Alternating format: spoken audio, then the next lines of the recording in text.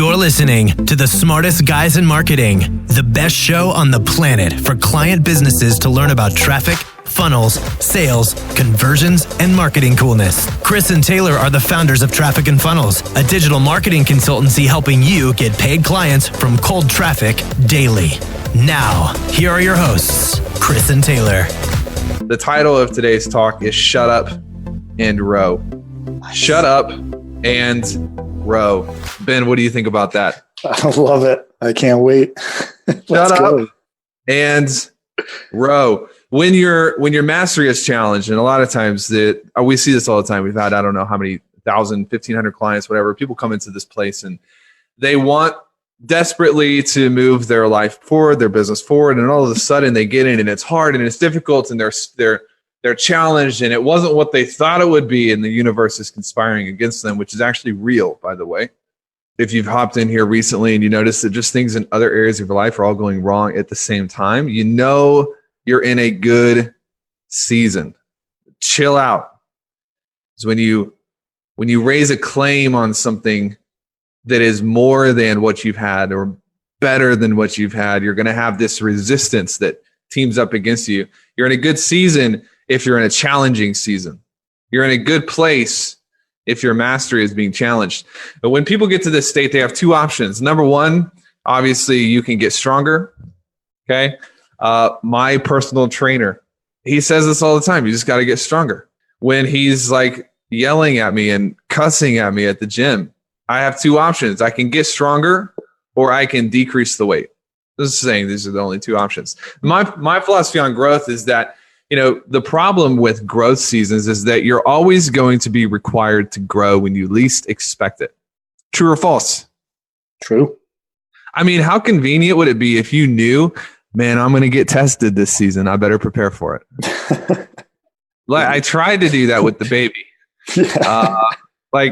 May was blacked out. Everything we front loaded everything into May. We had the Dominican Republic event in the 1st of May. We moved to the offices 1st of May. We had the elite event 2nd of May, 3rd week of April. Sorry, I've got my months mixed around. Clearly, I haven't been sleeping. And anyways, I had the whole month of April that I was supposed to be able to do all of my, and then May was going to be the month of the baby, and she decided to come in April, just like everything else. This is the problem with growth, is that they typically come at the times when you least expect it. The times I'm challenged the most are the times that I'm not exactly prepared for it, which is why it's so tough. It's just like no warning.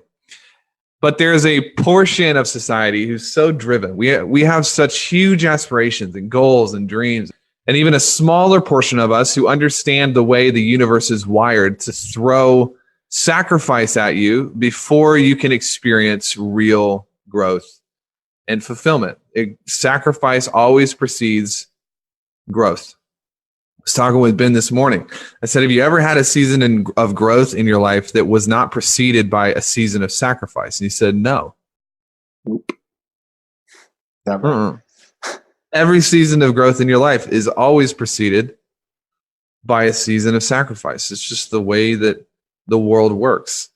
And for those of you here, I want to rewire your brain to link up the pain to the prize.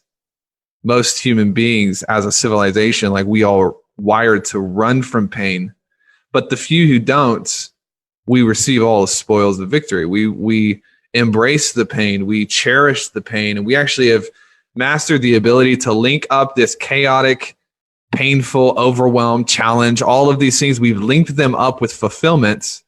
That's why we win. So anyways, April was a crazy month for me, needless to say. And I expected it to be in May. I'm proving my point that it always comes at the least expected time. But there's a mantra that I've repeated to myself a few times in the last 30 days, and I have it written down on a little card that's in my wallet, and I'm about to tell you what it is. In the moments I feel like I'm the weakest, like I'm losing the most grounds, or maybe there's things that just aren't going right, shut up and row. Shut up and row. Nobody gets in the boat and then is shocked by the fact that they have to row. It doesn't make any sense. No, dude, you got in the boat, you're in this thing. Now shut up and row. You're the one that decided that the 9 to 5 wasn't good enough. You're the one that decided that you didn't want to be mediocre or obscure, or you didn't want to be irrelevant anymore. You're the one that decided that what you wanted was worth it. And now you're in this boat called entrepreneurship, and it's time for you to shut up. It's time for you to row. There's a story of, believe it's these college athletes, and they're on the rowing team, and they developed a formula for how to decide yes or no. Should I do this or should I not do this? And I know if you've heard the story before, but the formula that they had, does it make the boat go faster? And they were able to link everything in their lives to the ultimate goal for the season of life that they were in rowing faster. The food they put in their mouth, does it make the boat go faster? Staying up an extra few hours, does it make the boat go faster? Hanging out with this circle of friends or that circle of friends, does it make the boat go faster? And I think that for the times in your life when you get to the place where what you want is being challenged, perhaps taken from you, and you feel like there's a list a mile long of excuses, you have to be able to boil down your decision making to this question. Does it make the boat go faster? Does this achieve what I said I wanted for this area of my life? And honestly, the answer for most of your problems is going to be to shut your mouth and row. Enough complaining, enough dabbling, enough settling. And this is the thing, I'm harping on my sales guys right now. Harping on them. We're in an embarrassing time for entrepreneurs. I'm embarrassed by the amount of people. This isn't directed at you and CK. Obviously, you've kind of taken the next step and you're here. But I'm embarrassed at the people who in one setting, they say, they make these proclamations. I want this for my family. Now I'm going to be the person who does this for my family. I'm going to be the person that takes this home for my wife or for my husband, for my kids, for my dogs, for whatever. They say that they want these things, and then they literally proceed to groan and whine and puddle around in the mud, doing nothing, being nothing. And I'm embarrassed for where we are as, kind of the state of entrepreneurship right now, with the economy being the way it is. And we can talk about that if you want. But I'm telling you, if people would just be quiet and get to work, they would shut up and row, the whole world would improve. The whole world would improve. What do you mean, Taylor? What do you mean shut up and row? That doesn't make any sense to me. I don't even own a boat. What are you even talking about? The rowing can be whatever activities are going to stack up on top of each other that are going to produce a version of you that can win. And I don't even mean the big things. In fact, if you ask me, hey, what is it that makes strong people strong and weak people weak? Why do the winners win and the losers lose? Why are the strong people strong and the weak people weak? If we boiled everything down, it would be distinctions. The distinctions. What does rowing look like for you? What does rowing look like for me? Well, it's the distinctions. It's the little things. People who are at the very top of their game, they're not at the top of their game because everyone else eats food and they eat grass. All right, we're not talking about the massive, incredulous things. It's not because, normal people sleep 7 hours and they sleep 17 hours. That's ridiculous. If you look through the most successful people in history, you're not going to be able to find the one big thing that makes them all so much better. What you're going to find are a list of small distinctions that add up and they add up and they add up and they add up. And a rough season, still distinguished, still doing the small things. Good season, they're still doing the small things. And what I've noticed is that when times are good, amateurs lose their distinctions. When times are bad, amateurs lose their distinctions. It's little things. What does rowing look like for me? It looks like waking up at the same time every morning. Even though you just had a baby? Hell yeah, even though I just had a baby. What does rowing look like for me? It means that, I spend time sharpening the axe. I'm planning my week. I'm going through the productivity system. Talked with one of our staff members last week that he has the same access that he's had for the last 6 months, but for 1 month, he decided not to do it and his life is falling apart. Nothing changed, bro. The only thing that changed is all of a sudden you felt like you outgrew the distinctions that made you great. And now you're finding out that you didn't outgrow them. because nobody's great because they're just born great. People are great because of the little that they do that no one else sees. They're easy not to do. And man, we forget them. It's a slight edge. If you look at, like, I was thinking about this morning. I think the next season for me, because, you know, like there's been so much chaos. And I just literally had this moment this morning at Starbucks at 5:45, drinking a double shot. I have no competition anymore. My competition is literally me. It's the weaker version of me. And this thought over the last 2 months, it's not that I don't have any excuses. I mean, when you have a baby, like I have an excuse to not wake up early. Like if anybody has an excuse, first of all, it would be my wife. Okay. Second of all, it would be me, right? Anybody who's had children knows that, like, if you're gonna take some leeway, you can take it right after you have a baby because everything's complete chaos. But my competitor is the weaker version of myself. And I just had this thing this morning that I've given that competitor too many points. I'm not mad about it. It's not touching my identity. It's not like clearly I'm not like in shambles about it.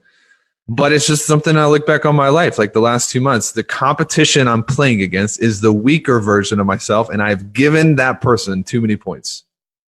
That's how I'm thinking about it. And I'm going to go the next 30 days, and it's going to be freaking 100 to nothing.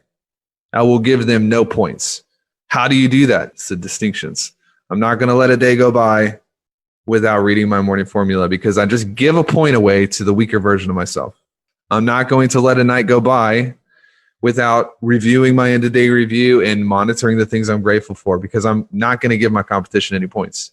I'm telling you, if you can learn to see it this way, not like it's this struggle of like, you know, I have to beat this competitor in the marketplace. Like, get off of all of that and realize that the only person that can take you out of the game is not your flesh and blood competitor. It's not the other person selling what you sell. They are not your enemy.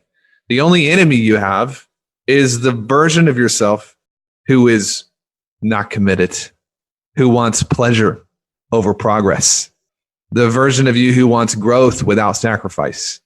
It's the version of you that is more interested in how you feel than how many people you're impacting. If you can learn to form all of your resistance against that person, give them zero. Your competitors, like your real competitors, they won't know what to do. This is how you win the game. So I was thinking that this morning.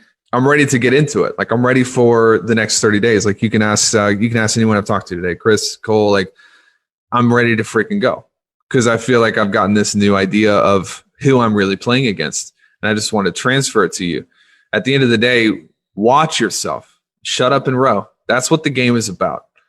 Not giving any points away to that version of yourself. So anyways, distinction. There's been a lot of gold from today. You probably listen to this again because I'm just like all over the place right now. You can tell that I'm like revving back up and like getting all of my thoughts down on paper. And we've kind of gone all over the map. 3 principles that have been on my mind recently that I want to give to you. Principle number one, growth is always a sacrificial act. Believe it?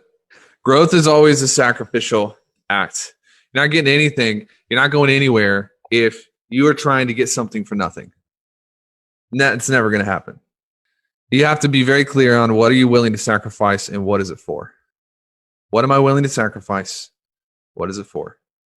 You know, is it you're going to sacrifice a little sleep for it? You're going to sacrifice a little time with your buddies that, you know, might be great people, but they're not necessarily a representation of who you want surrounding you.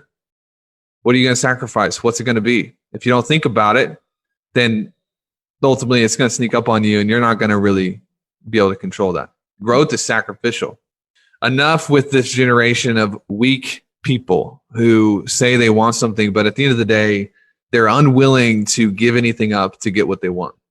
If you start studying strategy, I'm talking grand strategy. I'm talking history of warfare strategy. Like you always give up something to take new grounds. Always. Always. You got to know what you're willing to give up in order to get what you want. And I can tell you exactly what those things are for me. Number 2, anxiety. Somebody say anxiety. Type it in. Somebody say discomfort. Type it in. Anxiety and discomfort. These are the fuel gauges on how much you are actually growing. I'm a weird person and I'm very visual, and I actually have this mentally, like it's almost like a visual for me. It's like a fuel gauge. Like I know that there is a certain amount of anxiety I can handle before I go batshit crazy and lose it. I know there's a certain amount of discomfort that I can tolerate, before I'm like looking out the window thinking about what it would look like if I jumped. Okay. I know that there's a certain amount of pain I can go through. And this is where the rubber hits the road. Is if you ever wake up one morning and you realize that you don't remember the last time you felt anxious, you're in a dangerous place. Anxiety is tied to uncertainty or ambiguity. And for an entrepreneur, this is actually the currency. Like this, if you're not feeling a little bit anxious about anything, I'd have to challenge you on whether you're actually growing at an optimal rate. Stop looking for ways around discomfort and go through that. Start going through it. That's why I said at the beginning of this call, if you're in a season that's challenging, welcome. Welcome to the League of Greatness. You are well represented. There are plenty of brothers and sisters in arms here with you. Welcome to the greatest season of your life. You can pick out the people at the top. You can literally look and see this person is successful and this person is unsuccessful. And therefore, the first person has experienced pain and the second person has not. How successful, how high you can go, it all comes back down to how much discomfort and anxiety can you go through and can you tolerate, and can you continue to be the right person and do the right things even though it's coming at you. Number 3, mastery is the process by which big, difficult goals become smaller and easier. Mastery, though, is the process of what once took me out of the game is now easy and normal to me. 2 years ago or a year and a half ago, we got a letter from the Department of Justice. We went through a season where we had more growth and more discomfort, and like our goals just weren't working and nothing was working for us. People want to look at traffic and funnels and be like, man, it must be nice. But Ben's, I think, the longest employee we've ever had at this point, Ben and Peyton. And he has seen me go through some of the most like intense seasons where I'm like just destroying things faster than I can fix them. Nobody wants to talk about this, but mastery is a process of like, when you look back a year and a half later, the things that used to challenge you then, you're like, oh, that's not really a big deal. You got to be patient with yourself. You got to welcome the feedback of greater people who are ahead of you. Mastery takes time. It's just one of those things. It's a process of your bigger, difficult goals becoming smaller and easier. Cool. All right, everybody. Adios. I'll see you next week.